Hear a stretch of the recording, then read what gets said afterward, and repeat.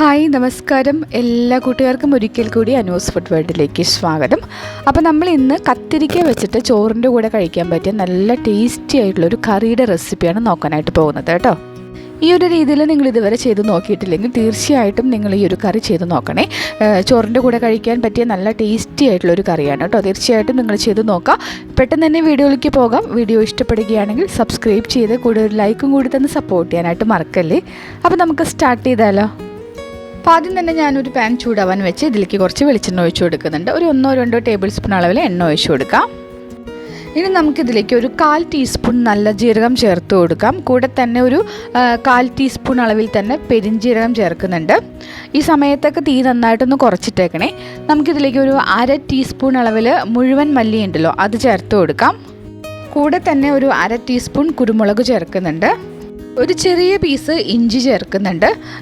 ചെറിയൊരു പീസ് മതി കേട്ടോ. കൂടെ തന്നെ ഒരു 4 വറ്റൽമുളക് ചേർക്കുന്നുണ്ട്. ഒരു 3 വലിയ അല്ലി വെളുത്തുള്ളിയും കൂടി ചേർത്ത് കൊടുത്തിട്ട് നന്നായിട്ടൊന്ന് വഴറ്റിയെടുക്കാം.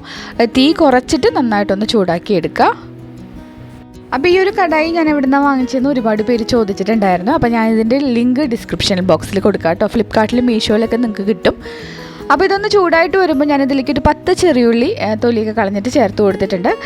തീ കുറച്ച് വെച്ച് തന്നെ നന്നായിട്ടൊന്ന് വഴറ്റിയെടുക്കുക. ചെറിയുള്ളി ഒന്ന് സോഫ്റ്റായിട്ട് അതിൻ്റെ കളറൊക്കെ ഒന്ന് മാറി വരണം. ഏകദേശം 1 മിനിറ്റ് സമയം തീ കുറച്ച് നന്നായിട്ടൊന്ന് വഴറ്റിയെടുത്താൽ മതിയാവും. ഉള്ളിയുടെ കളറൊക്കെ ഒന്ന് മാറി ഒന്ന് സോഫ്റ്റ് ആയിട്ടുണ്ട്. നമുക്കിതിലേക്ക് തക്കാളിയും കൂടി ചേർത്ത് കൊടുക്കാം. ഒരു വലിയ തക്കാളിയാണ് കേട്ടോ. നല്ല പഴുത്തിട്ടുള്ള വലിയ തക്കാളി ചെറുതായിട്ട് കട്ട് ചെയ്താണ് ചേർത്തിട്ടുള്ളത്. തക്കാളി ഇനി നമുക്ക് നന്നായിട്ടൊന്ന് സോഫ്റ്റായിട്ട് വരണം. ഞാൻ ജസ്റ്റ് ഒന്ന് ഇളക്കി കൊടുത്തിട്ട് ഇനി ഒന്ന് അടച്ച് വെച്ചിട്ടാണ് തക്കാളി വേവിച്ചെടുക്കുന്നത്. അപ്പോൾ ഏകദേശം ഒരു 4-5 മിനിറ്റ് നമുക്കിതുപോലെ അടച്ച് വെച്ചിട്ട് വേവിക്കാം കേട്ടോ. ഇടയ്ക്കൊക്കെ തുറന്ന് ഇളക്കി കൊടുക്കണം, അതല്ലെങ്കിൽ കരിഞ്ഞു പോവും. അപ്പോൾ നമ്മുടെ തക്കാളി ഇവിടെ ഞാൻ ഒരു 4-5 മിനിറ്റോളം ആയിട്ടുണ്ട്. തക്കാളിയൊക്കെ നല്ല വെന്തുടഞ്ഞ് നല്ല സോഫ്റ്റായിട്ട് വന്നിട്ടുണ്ട്. ഇടയ്ക്കൊക്കെ തുറന്ന് ഇളക്കി കൊടുക്കുന്നുണ്ടായിരുന്നു കേട്ടോ. തീ നന്നായിട്ട് കുറച്ച് വെച്ച ശേഷം നമുക്കിതിലേക്ക് കുറച്ച് പൊടികൾ ചേർത്ത് കൊടുക്കാം. അതിന് തന്നെ ഒരു 1/4 ടീസ്പൂൺ മഞ്ഞൾപ്പൊടി ചേർക്കുന്നുണ്ട്. 1 ടേബിൾ സ്പൂൺ മല്ലിപ്പൊടി ചേർത്ത് കൊടുക്കാം. 1 ടേബിൾ സ്പൂൺ മുളക് പൊടിയും കൂടി ചേർക്കുന്നുണ്ട്. കാശ്മീരി മുളക് പൊടിയാണ് എടുത്തിട്ടുള്ളത് കേട്ടോ. അപ്പോൾ നല്ലൊരു കളറൊക്കെ കിട്ടും, അധികം എരിവുണ്ടാവില്ല. തീ കുറച്ച് വെച്ചിട്ട് നന്നായിട്ടൊന്ന് ഇളക്കി പൊടികളുടെ ഒരു റോസ് സ്മെല്ലൊക്കെ ഒന്ന് മാറി വരുന്നത് വരെ ഒന്ന് മൂപ്പിച്ചെടുക്കാം. പൊടികളൊക്കെ നന്നായിട്ട് മൂത്ത് വരുമ്പോൾ ഇതിലേക്ക് ഒരു 1/4 കപ്പ് നാളികേരം ചിരകിയതും കൂടി ചേർത്തിട്ട് നന്നായിട്ടൊന്ന് ഇളക്കുക. മൊത്തത്തിലൊന്ന് ചൂടായി വന്നാൽ മാത്രം മതി. നാളികേരത്തിൻ്റെ കളറൊന്നും മാറണ്ട കേട്ടോ. അതിനുശേഷം തീ ഓഫാക്കിയിട്ട് ഈ ഒരു കൂട്ട് ഒന്ന് തണുക്കാനായിട്ട് മാറ്റാം. തണുത്ത ശേഷം നന്നായിട്ടൊന്ന് അരച്ചെടുക്കണം. ഒട്ടും വെള്ളം ചേർക്കാതെയാണ് അരച്ചെടുക്കേണ്ടത്. അപ്പം നമ്മളിത് ഇതുപോലെയാണ് അരച്ചെടുത്തിട്ടുള്ളത്. തണുത്ത ശേഷം മിക്സിയുടെ ചെറിയ ജാറിലേക്ക് മാറ്റി ഒട്ടും വെള്ളം ചേർക്കാതെ അരച്ച് എടുത്തിട്ടുണ്ട്. ഇനി നമ്മൾ ഈ കത്തിരിക്ക വെച്ചിട്ടാണ് ചെയ്യേണ്ടതെന്ന് പറഞ്ഞു. ഒരു മീഡിയം സൈസിലുള്ള 4 കത്തിരിക്കയാണ് എടുത്തിട്ടുള്ളത്. നമുക്കിതൊന്ന് കട്ട് ചെയ്തെടുക്കാം. കട്ട് ചെയ്യുന്നത് ഇതുപോലെ കേട്ടോ. ഇത് ആദ്യം ഇങ്ങനെ പകുതിയോളം കട്ട് ചെയ്തു. അതിൻ്റെ അറ്റം വരെ കട്ട് ചെയ്ത് കളയരുത്. കണ്ടോ, 2 സൈഡിൽ നിന്നും ഇതുപോലെ ഒന്ന് കട്ട് ചെയ്യുക. അപ്പോൾ നമുക്കിതിനുള്ളിലോട്ടാണ് ഈ ഒരു മസാല വെച്ച് കൊടുക്കേണ്ടത്. കണ്ടല്ലോ, ഈ ഒരു രീതിയിൽ നമുക്ക് എല്ലാ കത്തിരിക്കയും ഒന്ന് കട്ട് ചെയ്യാം. അതിനുശേഷം ഇതിലേക്ക് ആ മസാല എടുത്തിട്ട് ഇതുപോലെ നന്നായിട്ട് എല്ലാ കത്തിരിക്കയുടെ ഉള്ളിലേക്ക് കൈ വെച്ചിട്ടോ അല്ലെങ്കിൽ ഒരു സ്പൂൺ വെച്ചിട്ടോ മസാല തേച്ച് പിടിപ്പിച്ചെടുക്കാം. അതിൻ്റെ ഉൾഭാഗത്തേക്ക് വെച്ച് കൊടുത്താൽ മതി കേട്ടോ. മുഴുവൻ വയ്ക്കേണ്ട, ബാക്കിയുള്ള മസാല നമുക്ക് ആവശ്യമുണ്ട്.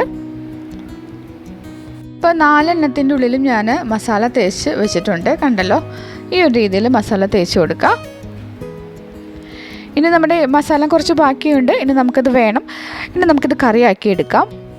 അപ്പോൾ നേരത്തെ എടുത്ത അതേ പാൻ തന്നെയാണ്, ഒന്ന് ചൂടാവാൻ വെച്ചിട്ടുണ്ട്. നമുക്കിതിലേക്ക് അല്പം വെളിച്ചെണ്ണ ഒഴിച്ച് കൊടുക്കാം. നമുക്കിതിലേക്ക് ഒരു തണ്ട് കറിവേപ്പിൻ്റെ എല്ലാം കൂടി ഇട്ട് കൊടുക്കാം കേട്ടോ. നല്ലൊരു ഫ്ലേവറും ഉണ്ടാവും. മാത്രമല്ല പിന്നെ നമ്മൾ ഈ കത്തിരിക്ക ഒന്ന് ആദ്യം ഒന്ന് ഫ്രൈ ചെയ്ത് മാറ്റണം. അപ്പോൾ അത് കത്തിരിക്ക ഒന്ന് കരിഞ്ഞു പോവാതെ ഇരിക്കുകയും കൂടി ചെയ്യും കേട്ടോ. മസാലയൊക്കെ ഒന്ന് കരിഞ്ഞു പോവാതെ കിട്ടാനും കൂടിയാണ് നമ്മൾ ഈ ഒരു കറിവേപ്പിൻ്റെ ആദ്യം ഇതുപോലെ ഇട്ട് കൊടുക്കുന്നത്. അതിനുശേഷം കത്തിരിക്കയൊക്കെ ഇതുപോലെ ഒന്ന് നിരത്തി വെച്ച് കൊടുക്കാം. തീ കുറച്ച് വെച്ചിട്ട് നമുക്കിതിനെ നന്നായിട്ടൊന്ന് വേവിച്ചെടുക്കണം. വേറെ വെള്ളമൊന്നും ചേർക്കരുത്. അടച്ച് വെച്ച് വേവിക്കുക. ലോ ഫ്ലെയിമിലിട്ട് തിരിച്ചു മറിച്ചിട്ട് ഈ ഒരു കത്തിരിക്കയുടെ കളറൊക്കെ മാറി വരുന്നത് വരെ വേവിച്ചെടുക്കാം. അപ്പം ഞാനൊന്ന് അടച്ച് വയ്ക്കുകയാണ്. ഇടയ്ക്കൊക്കെ തുറന്ന് ഇളക്കണം. അപ്പോൾ ഇതാ നമ്മുടെ കത്തിരിക്കയൊക്കെ നന്നായിട്ടൊന്ന് ഫ്രൈ ആയി കിട്ടിയിട്ടുണ്ട്. അതിൻ്റെ ഉൾഭാഗമൊക്കെ നന്നായിട്ട് വെന്ത് നല്ല സോഫ്റ്റ് ആയിട്ടുണ്ട് കേട്ടോ. അത് കാണുമ്പോൾ അറിയാം, അതിൻ്റെ കളറൊക്കെ ഒന്ന് മാറി വന്നാൽ മതി. കുറച്ച് സമയം കൂടി നമുക്കിനി വേവിച്ചെടുക്കാനുള്ളതാണ്. നല്ല വെന്ത് വരണമെന്നില്ല, അതങ്ങ് ഉടഞ്ഞു പോവുകയൊന്നും ചെയ്യരുത് കേട്ടോ. ഇടയ്ക്കൊക്കെ തുറന്ന് തിരിച്ചൊക്കെ ഇട്ട് കൊടുക്കുക. അങ്ങനെ എല്ലാ സൈഡും അതിൻ്റെ കളറൊന്ന് മാറി വരണം. അതിനുശേഷം നമുക്ക് അതൊന്ന് കോരി മാറ്റാം. അപ്പോൾ ഇതിൻ്റെ അടിയിൽ ഒരല്പം മസാല ഇങ്ങനെ കരിഞ്ഞിരിക്കുന്നുണ്ട്. അപ്പോൾ അതൊന്നും ഞാൻ മാറ്റുന്നുണ്ട് കേട്ടോ. നമുക്ക് ഇതിൽ വെളിച്ചെണ്ണ ഒഴിക്കണമെങ്കിൽ നിങ്ങൾക്ക് ചേർത്ത് കൊടുക്കാം. ഞാനിപ്പോൾ വെളിച്ചെണ്ണ ചേർക്കുന്നില്ല കേട്ടോ. ഞാനിതിലേക്ക് ഒരു 3-4 വലിയ അല്ലി വെളുത്തുള്ളിയും ഒരു 10-12 ചെറിയുള്ളിയും കൂടി തൊലിയൊക്കെ കളഞ്ഞിട്ട് ചേർക്കുന്നുണ്ട്. ഉള്ളിയൊക്കെ വലുതാണെങ്കിൽ 2ആയിട്ട് കട്ട് ചെയ്തിട്ടേക്കണേ. അതല്ലെങ്കിൽ മുഴുവനോട് ചേർക്കുന്നതുകൊണ്ട് കുഴപ്പമില്ല. ഒരു പച്ചമുളകും കൂടി ചേർത്തിട്ടുണ്ട് കേട്ടോ. ഇനി ലോ ഫ്ലെയിമിലിട്ട് 2 മിനിറ്റ് നന്നായിട്ടൊന്ന് വഴറ്റി കൊടുക്കുക. എണ്ണ വേണമെന്നുണ്ടെങ്കിൽ ഒഴിച്ചു കൊടുക്കണേ. ഇനി നമുക്കിതിലേക്ക് നമ്മൾ നേരത്തെ അരച്ച് ബാക്കി വന്നിട്ടുള്ള ആ ഒരു മസാലയുണ്ടല്ലോ, ആ ഒരു അരപ്പ് അത് ഇതിലേക്ക് അങ്ങ് ചേർത്ത് കൊടുക്കാം. കൂടെ തന്നെ എത്രത്തോളം ഗ്രേവി നിങ്ങൾക്ക് വേണം അതനുസരിച്ച് വെള്ളം ചേർത്ത് കൊടുക്കാം. അപ്പോൾ ഞാൻ ആ ജാറ് കഴുകിയിട്ട് കുറച്ച് വെള്ളം ചേർത്തിട്ടുണ്ട്. നമുക്ക് എത്രത്തോളം ഗ്രേവി വേണം അതനുസരിച്ചിട്ട് വെള്ളം ചേർത്ത് കൊടുക്കുക കേട്ടോ.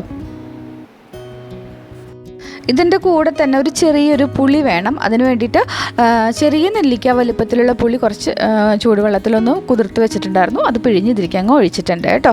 ഒരല്പം മതി, പുളി കൂടുതലായിട്ടൊന്നും വേണ്ട. എന്നാലും കുറച്ചൊരു ചെറിയൊരു നെല്ലിക്ക വലുപ്പത്തിൽ പുളി പിഴിഞ്ഞ് ഒഴിച്ചു കൊടുക്കുക. ഇനി ഇതൊന്ന് തിളച്ച് വന്നോട്ടെ. നമ്മളിതിൽ ഉപ്പൊന്നും ചേർത്തിട്ടില്ല. അപ്പോൾ നമുക്ക് ആവശ്യത്തിനുള്ള ഉപ്പും കൂടി ചേർത്ത് നന്നായിട്ടൊന്ന് ഇളക്കി കൊടുക്കുക. അപ്പോൾ ഈ ഒരു ഗ്രേവി നന്നായിട്ടൊന്ന് തിളച്ച് തുടങ്ങിക്കോട്ടെ. അപ്പോൾ അതായത് നന്നായിട്ട് കിടന്ന് വെട്ടി തിളയ്ക്കുന്നുണ്ട്, കണ്ടല്ലോ. അപ്പോൾ ഈ ഒരു സമയത്ത് നിങ്ങൾ ഉപ്പൊക്കെ നോക്കുക. ഉപ്പും പുളിയൊക്കെ നോക്കിയിട്ട് കുറവുണ്ടെങ്കിൽ ചേർത്ത് കൊടുക്കുക. ഒരല്പം ഉപ്പും കൂടി വേണം, അതുകൊണ്ട് ഞാൻ കുറച്ചും കൂടി ഉപ്പ് ചേർത്ത് കൊടുക്കുന്നുണ്ട്. ഇനി നമ്മൾ നേരത്തെ ഫ്രൈ ചെയ്ത് വെച്ചിട്ടുള്ള ആ ഒരു കത്തിരിക്ക ഇതിലേക്ക് അങ്ങ് ഇട്ട് കൊടുക്കുക. ഈ ഒരു കത്തിരിക്ക അങ്ങ് ഉടഞ്ഞ് ഈ കറിയോട് ചേർന്ന് പോകാൻ പാടില്ല കേട്ടോ. ഇത് ഇങ്ങനെ തന്നെ കിടക്കണം, അതാണ് അതിൻ്റെ ഒരു ടേസ്റ്റ്. വല്ലാണ്ട് ഇങ്ങ് കുത്തി ഇളക്കുകയൊന്നും ചെയ്യരുത്. ഇനി നമുക്കിതൊന്ന് അടച്ച് വെച്ച് 10 മിനിറ്റ് ഈ ഒരു കത്തിരിക്ക ഒന്ന് വേവിച്ചെടുക്കണം. ഒരു 5 മിനിറ്റ് കഴിഞ്ഞപ്പം ഒന്ന് തുറന്ന് ഇളക്കി കൊടുക്കുന്നുണ്ട്. ആ ഒരു വഴുതനയ്ക്കൊന്ന് ഉടഞ്ഞു പോവാതെ പതുക്കൊന്ന് ഇളക്കി കൊടുക്കുക. മൊത്തം ഒരു 10 മിനിറ്റാണ് നമ്മളൊന്ന് കുക്ക് ചെയ്തെടുക്കേണ്ടത്. അപ്പോൾ ഓരോ വഴുതനങ്ങയും ജസ്റ്റ് ഇതുപോലെ ഒന്ന് തിരിച്ചിട്ട് കൊടുക്കുന്നുണ്ട്. ആ കത്തിരിക്ക ഒന്ന് ഉടഞ്ഞു പോകരുത് കേട്ടോ. ഇതിങ്ങനെ തന്നെ ഇരിക്കണേ. ആ ഒരു ഗ്രേവി എന്ന് പറയുമ്പോൾ അധികം ഒരു ചാറായിട്ടിരിക്കാതെ ഇച്ചിരി ഒന്ന് പെരണ്ടിരിക്കുന്ന ഒരു ഗ്രേവിയാണ് ഈ ഒരു കറിക്ക് ടേസ്റ്റ് കേട്ടോ. അപ്പം ഇച്ചിരി ഗ്രേവി ഇതിൽ കൂടുതലുണ്ട്. ഞാൻ അടുത്ത ഒരു 5 മിനിറ്റ് തീ കൂട്ടിയിട്ടിട്ടാണ് വറ്റിച്ചെടുക്കുന്നത്. അപ്പോൾ ഗ്രേവിയൊക്കെ ഒന്നും കൂടി ഒന്ന് കുറുകി അത്യാവശ്യത്തിനൊന്ന് കുറുകി കിട്ടും. അപ്പോൾ അടച്ച് വെച്ചൊരു 5 മിനിറ്റും കൂടി വേവിക്കുകയാണ്. അപ്പോൾ ഒരു 5 മിനിറ്റും കൂടി ആയിട്ടുണ്ട്. നമ്മുടെ കത്തിരിക്കയൊക്കെ നന്നായിട്ട് വെന്തിട്ടുണ്ട്. അങ്ങനെ ഉടഞ്ഞു പോവുകയൊന്നും ചെയ്തിട്ടില്ല. ആ ഒരു ഗ്രേവിയൊക്കെ ഒന്ന് വറ്റി വന്നിട്ടുണ്ട്. നമുക്ക് കാണുമ്പോൾ അറിയാം അതിനൊന്ന് തിക്കായിട്ടുള്ളൊരു പരുവത്തിൽ വന്നിട്ടുണ്ട്. ഈ ഒരു പരുവത്തിലാണ് വേണ്ടത്. നമ്മൾ തീ ഓഫാക്കി കുറച്ച് കഴിയുമ്പോൾ ഒന്നും കൂടി ഒന്ന് ഗ്രേവിയൊക്കെ ഒന്ന് കുറുകി വരും. ഇനി നമുക്കിതിലേക്ക് താളിച്ച് ഒഴിക്കുകയും കൂടി ചെയ്യണം. അപ്പോൾ ഞാൻ ചെറിയൊരു പാനിലേക്ക് കുറച്ച് വെളിച്ചെണ്ണ ഒഴിച്ചിട്ടൊന്ന് ചൂടാവാൻ വെച്ചു. എണ്ണയൊന്ന് ചൂടായിട്ട് വരുമ്പോൾ നമുക്കിതിലേക്ക് ഒരു 1/2 ടീസ്പൂൺ കടുക് ഇട്ട് കൊടുക്കാം. ഒരു നുള്ളു ഉലുവയും കൂടി ചേർക്കുന്നുണ്ട്. ആ കടുകും ഉലുവയൊക്കെ ഒന്ന് പൊട്ടി വരുമ്പം നമുക്കിതിലേക്ക് വറ്റൽമുളക് ചേർത്ത് കൊടുക്കാം. 2 വറ്റൽമുളക് ചേർക്കുക. ഒരു തണ്ട് കറിവേപ്പിലയും കൂടി ചേർത്തിട്ട് നന്നായിട്ടൊന്ന് മൂപ്പിച്ചെടുക്കുക. അപ്പോൾ ഇത്രയും മതി. ഈ താളിപ്പ് ഈ ഒരു കറിയിലേക്ക് അങ്ങ് ഒഴിച്ചു കൊടുക്കുക. അപ്പം മല്ലിയിലയുടെയൊക്കെ ഫ്ലേവർ താല്പര്യമുള്ളവരാണെങ്കിൽ അല്പം മല്ലിയിലയും കൂടി ചേർക്കാം കേട്ടോ. ഇനി നമുക്ക് അടച്ച് വയ്ക്കാം. കുറച്ച് സമയം ഇരിക്കുമ്പോൾ തന്നെ ആ ഒരു ഫ്ലേവറൊക്കെ നന്നായിട്ട് ഇറങ്ങും. അതിനുശേഷം നമുക്ക് അത് നന്നായിട്ടൊന്ന് ഇളക്കി സെർവ് ചെയ്യാം. ചോറിൻ്റെ കൂടെ കഴിക്കാനായിട്ട് വേറെ കറികളുടെ ആവശ്യമൊന്നുമില്ല കേട്ടോ. നല്ല രുചിയുള്ളൊരു കറിയാണ്. തീർച്ചയായിട്ടും എല്ലാവരും ട്രൈ ചെയ്ത് നോക്കാം. വീഡിയോ ഇഷ്ടപ്പെട്ടിട്ടുണ്ടെങ്കിൽ സബ്സ്ക്രൈബ് ചെയ്ത് സപ്പോർട്ട് ചെയ്യണം. കൂടെ ഒരു ലൈക്കും കൂടി തന്നേക്കണം. നിങ്ങളുടെ അഭിപ്രായങ്ങൾ മറക്കാതെ കമൻറ്റ് ബോക്സിലൂടെ അറിയിക്കാൻ ശ്രദ്ധിക്കുക. കൂടെ തന്നെ നിങ്ങളുടെ കൂട്ടുകാർക്കും കൂടി ഈ വീഡിയോ ഷെയർ ചെയ്ത് കൊടുക്കുകയാണെങ്കിൽ നമ്മുടെ ചാനലിൽ വലിയൊരു സപ്പോർട്ടായിരിക്കും കേട്ടോ. ഓക്കെ, അടുത്ത ദിവസം വീണ്ടും നല്ലൊരു റെസിപ്പിയുമായിട്ട് നമുക്ക് വേഗം കാണാം. താങ്ക്